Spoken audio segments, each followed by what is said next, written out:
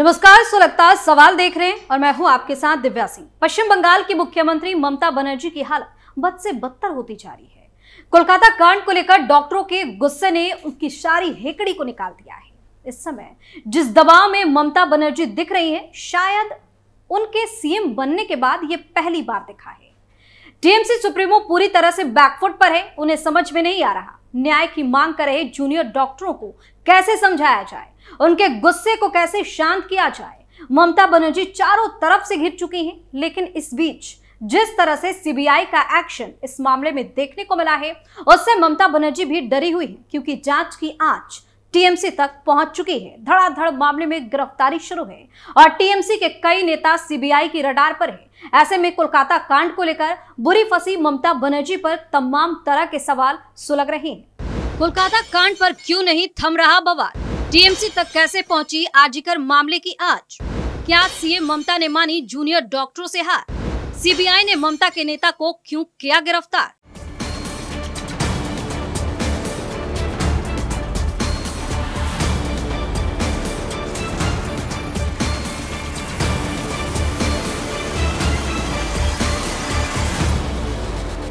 कोलकाता कांड को लेकर सीबीआई का हंटर अब टीएमसी नेताओं पर चल रहा है, जिससे कई सवाल सुलग रहे हैं। एक एक कर मामले में कई बड़े खुलासे ने ममता बनर्जी की परेशानी को और बढ़ा दिया है।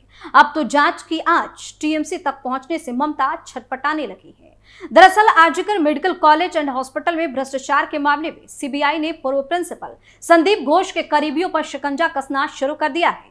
इस मामले में संदीप घोष की गिरफ्तारी के बाद अब सीबीआई ने उनके करीबी आशीष पांडे को गिरफ्तार कर लिया है। लेकिन ये पांडे साहब सिर्फ संदीप घोष के करीबी नहीं है, इनकी पहचान कुछ और भी है।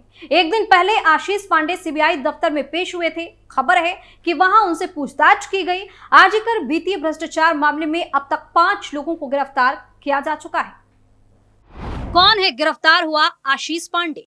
दरअसल आशीष पांडे का टीएमसी से कनेक्शन है और वो संदीप घोष का करीबी है। पांडे से पहले भी सीबीआई ने पूछताछ की थी। आशीष पांडे टीएमसी यूथ विंग का लीडर है। आशीष पांडे आर्जिकर अस्पताल के टीएमसी युवा इकाई के अध्यक्ष है और आर्जिकर के रेजिडेंट डॉक्टरों में से भी एक है। लेकिन इसकी गिरफ्तारी की खबर ने पार्टी में हड़कंप मचा दिया है। 9 अगस्त को आर्जिकर अस्पताल के आपातकालीन विभाग के 4 मंजिल सेमिनार हॉल से डॉक्टर का शव बरामद हुआ था। उस पर दुष्कर्म और हत्या का आरोप लगाया गया। उस रात पुलिस ने एक सिविक वॉलंटियर संजय राय को मामले में गिरफ्तार किया। बाद में कलकत्ता हाईकोर्ट के आदेश पर सीबीआई ने मामले की जांच अपने हाथ में ले ली। उन्होंने गिरफ्तार सिविक वॉलंटियर को भी हिरासत में ले लिया। इतना ही नहीं, कोर्ट की अनुमति से आरोपी का पॉलीग्राफ टेस्ट भी कराया गया। बाद में सीबीआई ने इस मामले में सबूतों से छेड़छाड़ के आरोप में आर्जिकर हॉस्पिटल के पूर्व प्रिंसिपल संदीप घोष और ताला पुलिस स्टेशन के पूर्व ओसी अभिजीत मंडल को गिरफ्तार कर लिया।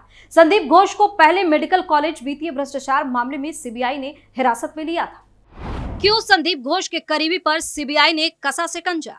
कोलकाता केस मामले में शुरू से ही पूर्व प्रिंसिपल पर साक्ष्यों के साथ छेड़छाड़ करने के आरोप लगे हैं। बाद में उनके खिलाफ आर्जिकर में भ्रष्टाचार के मामले में जांच के लिए राज्य सरकार ने एसआईटी का गठन कर लिया था। लेकिन यह मामला भी कोर्ट पहुंचा और हाई कोर्ट ने इस मामले की भी सीबीआई जांच का आदेश दिया। सीबीआई ने इस मामले की जांच करते हुए संदीप घोष के कई करीबियों से पूछताछ की और अब इस मामले में उनके करीबी माने जाने वाले आशीष पांडे को पूछताछ के बाद गिरफ्तार कर लिया है। सीबीआई के सूत्रों का कहना है कि आशीष पांडे के बयान में काफी असहजता पाई गई है। क्या हुआ सीबीआई जांच में चौंकाने वाला खुलासा? आर्जिकर मेडिकल कॉलेज मामले में सीबीआई की जांच चल रही है। सीबीआई की जांच के दौरान चौंकाने वाला खुलासा हुआ है। सीबीआई ने हैरान कर देने वाला दावा किया है। रेजिडेंट डॉक्टर के शरीर पर 26 गंभीर चोट के निशान मिले थे। जांचकर्ताओं ने इस गंभीर चोटों को लेकर कहा कि किसी भी अकेले शख्स के लिए इतनी दरिंदगी के साथ गंभीर चोट पहुंचाना नामुमकिन है। प्रशिक्षु महिला डॉक्टर के शरीर पर मिले चोटों के निशान से ऐसा प्रतीत हो रहा है कि हत्यारों का मुख्य उद्देश्य ही महिला डॉक्टर की हत्या करना था। शुरुआती जांच में यह अनुमान लगाया जा रहा था कि जानबूझकर जांच को उलझाने के लिए दुराचार की घटना को सबके सामने लाया गया।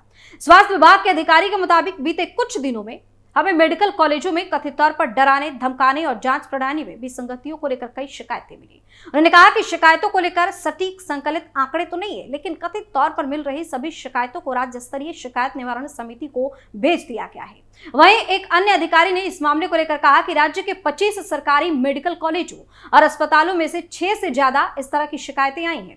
जूनियर डॉक्टरों के आंशिक रूप से काम पर वापसी करने के बाद बीते माह के अंत तक कई शिकायतें मिल चुकी हैं। कुछ शिकायतें राज्य के स्वास्थ्य सचिव और कुछ राज्य स्वास्थ्य विभाग मुख्यालय को भेज दिया गया था। कुछ शिकायतों के निवारण के लिए स्वास्थ्य सेवा निदेशक को भेजा गया। सभी शिकायतों की सूची तैयार कर ली गई और निवारण समिति को भेजा गया है। धमकाने के आरोपों के बाद नादिया जनपद के कॉलेज ऑफ मेडिसिन और जेएनएम अस्पताल में 40 डॉक्टरों को 6 माह के लिए सस्पेंड कर दिया गया है। सस्पेंड किए गए डॉक्टरों को केवल परीक्षा के दौरान ही परिसर में आने की अनुमति दी गई है। जूनियर डॉक्टरों ने क्यों दी ममता को चेतावनी? कोलकाता केस को लेकर दूसरी बार हड़ताल पर बैठे जूनियर डॉक्टरों ने काम पर लौटने का फैसला किया है। मीटिंग के बाद जूनियर डॉक्टरों ने यह फैसला लिया है। जूनियर डॉक्टरों ने कहा कि सरकारी अस्पतालों में बड़ी संख्या में मरीज आ रहे हैं। हम अपना प्रदर्शन जारी रखेंगे लेकिन हड़ताल खत्म करेंगे। मांगों को लेकर हम राज्य सरकार को डेडलाइन देंगे। हमारी मांगे तब तक भी नहीं मानी गई तो हम आमरण अनशन पर बैठ जाएंगे। दरअसल कोलकाता मामले को लेकर जूनियर डॉक्टरों ने 10 अगस्त से 21 सितंबर के बीच 42 दिन तक हड़ताल किया था। राज्य सरकार ने डॉक्टरों की 5 में से 3 मांगे मान ली थी, जिसके बाद डॉक्टरों ने हड़ताल खत्म कर दी थी। फिर 27 सितंबर को सागौर दत्ता हॉस्पिटल में 3 डॉक्टरों और 3 नर्सों से पिटाई का मामला सामने आ गया, जिससे नाराज होकर डॉक्टरों ने 1 अक्टूबर को फिर से हड़ताल शुरू कर दी।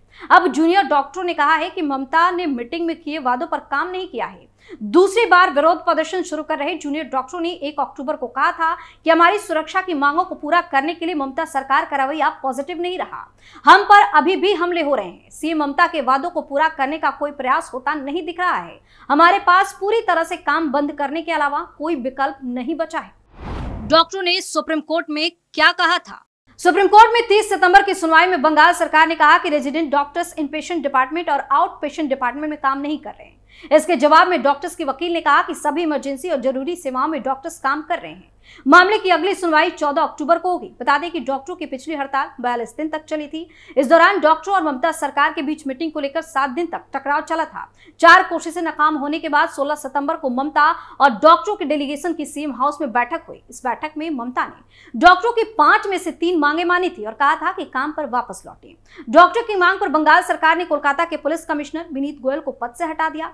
उनकी जगह मनोज वर्मा ने पद संभाला। स्वास्थ्य विभाग के बीच 4 और अधिकारियों का ट्रांसफर किया गया।